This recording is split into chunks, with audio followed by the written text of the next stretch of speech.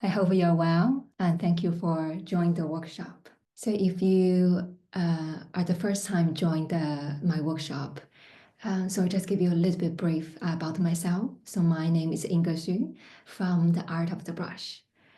So the practice I'm sharing is a combination about mindfulness meditation and the Oriental brush practice. And I hope through the practice, it can bring you the clear mind and open heart. At the same time, we will create with the brush strokes. So it's a very special time of the year that we are cherish each other to the families and friends around us and writing Christmas cards. I already sent a pile of Christmas, probably this morning, of Christmas cards around the world. And it came to me that why don't we join the West and East together? And then I pick up my brush, and that's what I would like to share with you today. We will join the wisdom and the art from the East with the culture and beauty from the West. So we will start with how to hold the brush. So if it's the first time you would like to try, if you are right-handed, use the rest of your hand. For example, I'm right-handed, so I have my left hand hold at the bottom of your brush. And then I use my right hand to find the 1/3 point from the bottom of the brush. If you find that point, and then use the 3 fingers to grab this point and let it go. So this is the first step when we hold Oriental brush. It probably looks a little bit strange at the beginning because we're holding it vertically. How can we paint or write with this brush? Just hold on a second. So when we move the brush, you may find it still a little bit shaking. However, if you feel this is comfortable, this is also a way you can paint with this holding. However, if you want to give it more stability, you can use the rest of the 2 fingers, just gently rest at the back. And now relax your hands. You can move your fingers, find a comfortable position. So our fingers are not tight. I'm not squeeze the brush, you see? So my palm here is still a hollow space, so it gives me the flexibility. So just by holding your brush this way and move your brush forward and back and to the side. And then you can also draw a few circles. So we can draw the circle clockwise and stretch our arms. It may take some time for you to get connected with your brush and also find a way you feel comfortable, and that is okay. So this exercise, we will use this stroke, however, from the 2 directions. I will show you from here. So our brush landing in a diagonal direction with the first 2 parts, and gradually lift our brush. Feel each moment of the brush. And you see the brush is moving up and floating away. And then my brush, you can come back this here and landing in the also in the diagonal direction, the same as this one. And this time my brush floating back and as subtle as it can be until it flow far away and come back, landing and flying away and come back, same, and go as far as you can. Okay, so let's try this exercise. Okay, now we will add something to this stroke, this exercise.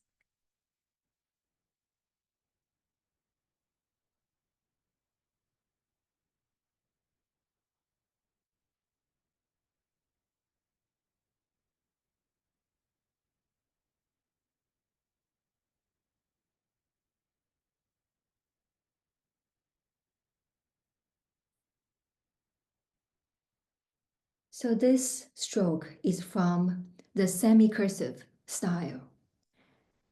So it has the lovely flow you can see in between. And it also has the yin and yang, the dynamic. So I will show you from the side view. We will start with a small strokes first, and then we will go to the bigger and bigger size, and then we will come back to the smaller size. Okay, so I will show you from the side view here. Again, I load my brush and make sure your brush is not too wet or too dry. It's like I said nothing, but this is a practice. We have to try it ourselves. Okay, so I will start with a small stroke and gradually increase the scale. So let our brush travel as far as it can be, and now gradually decrease the scale.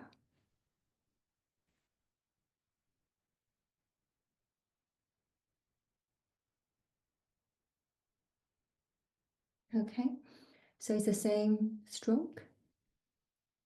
Start with the first two parts of the brush, and lift up. And gradually, each time when we come back, we increase the size. And when the stroke is bigger, we gradually lift up. And when it's shorter, they're more like a dancing, like a dynamic here. Okay, so enjoy the different pressure and the brush, the dynamic, the movement in this practice. Okay, let's try this together.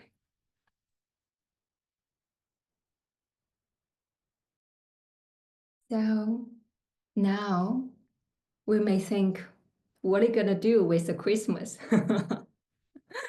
So now we will use this stroke, this technique to paint a Christmas tree. First, I would like to introduce the idea. So in East Asia, calligraphy and ink painting, there is a way of painting or writing the spirit of something. So there are different styles. So now the way I show you is called freestyle. So it's about writing or painting the spirit of an object or an idea. So Christmas tree, what's the first thing you think about? The simplest thing you think about for a Christmas tree? A triangle, yay. So when we think about Christmas tree, it's very unique. So it looks like a triangle. And it has its trunk here, right? And that's the impression for a Christmas tree to me. And now I will use this stroke technique to paint this tree. Whoa, I will demonstrate first.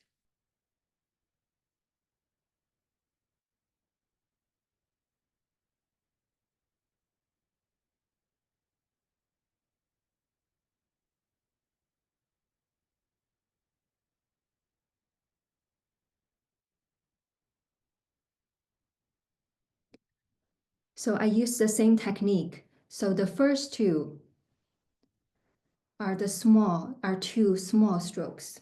And I paint second two with a middle size. And then there's one, the biggest one, the longest one, and then one medium and one small. So here is the formula to you. 2, 2, 1, 1, 1. Well done for your first Oriental Christmas tree.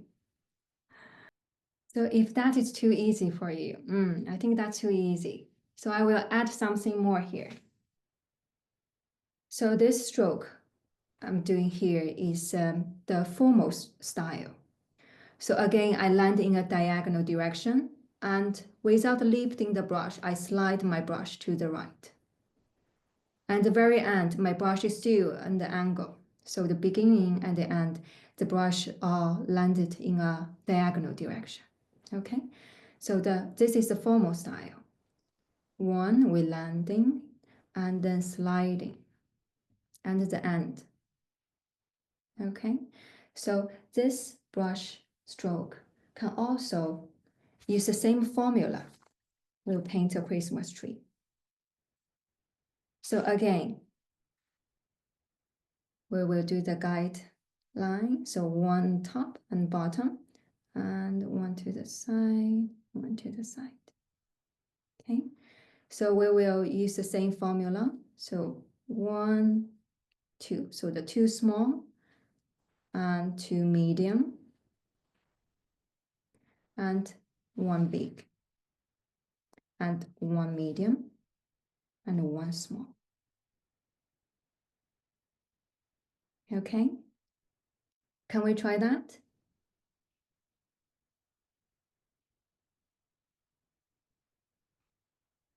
So the first two styles, the formal style and semi-cursive style, are focusing on the first one is the sliding, the beginning and ending.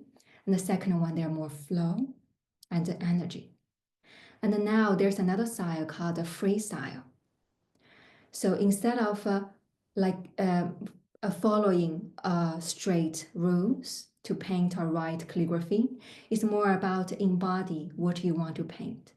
For example, when we think about Christmas tree and the ideograph, the flow, and what comes into your mind, what comes into your heart, how you feel about it, and just embody that flow. So when we move our brush, so there's a general flow there. So instead of there has a concrete something there, we have an idea or feeling embodied. And that's the flow we are using to paint this stroke. So now let's forget about the shape.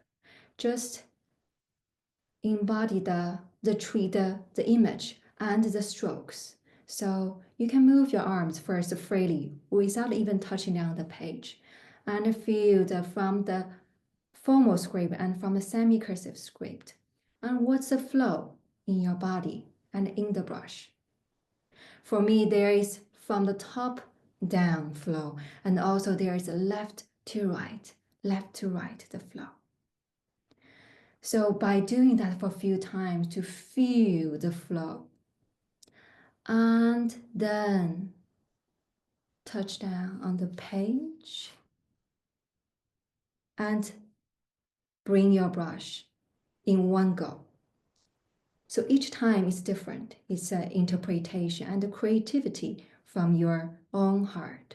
So just first feel the flow. So if you feel the flow up and down, so that's how your brush will move. Okay, so let's try first with our free hands. And when you feel the image or flow in your heart, and then don't think too much and just let your brush do its own work. So the free style, also called cursive style, is a personal expression. I really love it. I really enjoy it. The freedom. And also there's not a totally freedom without any things to follow. So we have the image, we have the strokes that we can follow. And every time it's different. I can show you some of my own temptation. So they're all every time they are different. And there's no right or wrong, depending on the situation and how you're feeling and what you embodied are different, and the results are very different. And okay, so now we have tried the 3 different styles, the formal one, the semi-cursive, and the cursive, the freestyle. If that's not a big challenge, I will introduce another way for you to integrate into your practice. So the big challenge for you, the Christmas challenge, is to integrate this 3 style in one Christmas tree. How do we do that? I will show you. So this will combine with some different ink tones. So first, I will use this dark ink tone to paint the Christmas tree. So that's a structure. I will use the semi-cursive style. So there are 2 small and 2 medium and 1 big. Oh, It's okay. So one medium and one small. Okay. And then I will come back, load more ink and water. And this time I try to make light, so lighter than the first one. Okay, shall we do that? So we will do the first one, the semi-cursive, and then we will load the brush with a lighter ink the second time.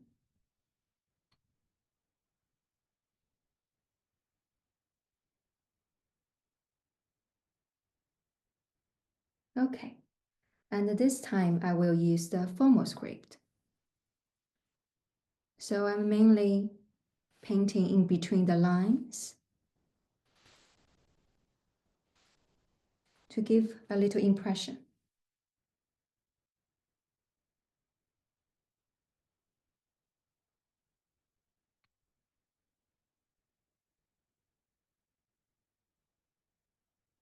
Okay, and the last time I will mix medium ink and I will do the cursive style.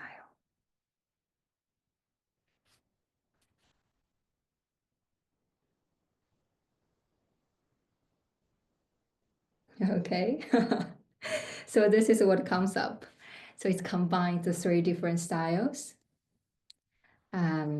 to combine them different characteristic together.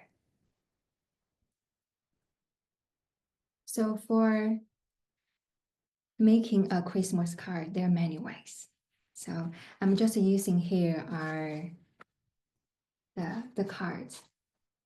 So you can use one of the sample you have, or you can create one that is new. For example, I just use this one. So this is half size of the A4, and we can create one here. For example, we will make the dots that is inside, so give it more space. So instead of right on the edge, so just give it more space here. Okay, and for example, here I use the semi-cursive. For example, and then let's cut out. And now we can place our painting or Christmas tree and leave some space. Okay, so you can use glue. So if you are using a rice paper, it's very soft and thin, you may like to use a double-sided tape. You just hold it better and won't tire the page easily. And then we will. So here I have another color.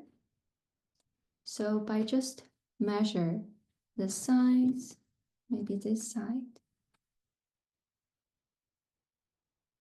So it's about here. And leave about 3 centimeters. If you have a carving knife, you may need a cutting mat, so that a ruler can help you to cut it more straight. So now I have this two. I will put one on the top and one on the bottom, about 3 centimeters or more. So I will try to make the side ones a little bit narrower than the top and bottom, because these two, we call it the heaven, the sky and the earth. So they need like a bigger quality to hold the painting.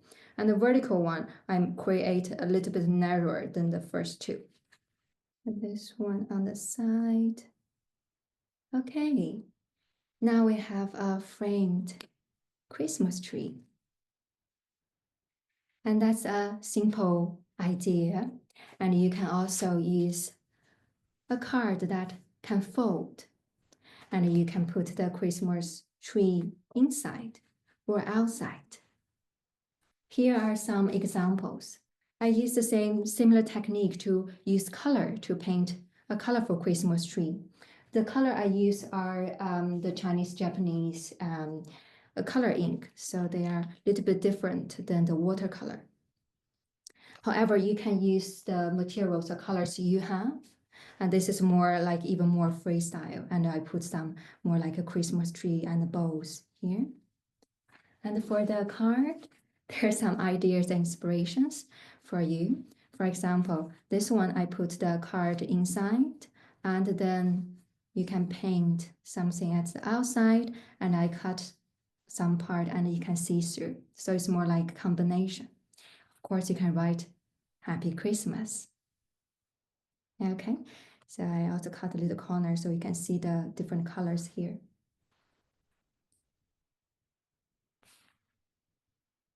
Okay, so thank you for being with me. So that's our simple inspiration. And I hope you will create your own Christmas card, Christmas tree, and with the technique you have learned from today.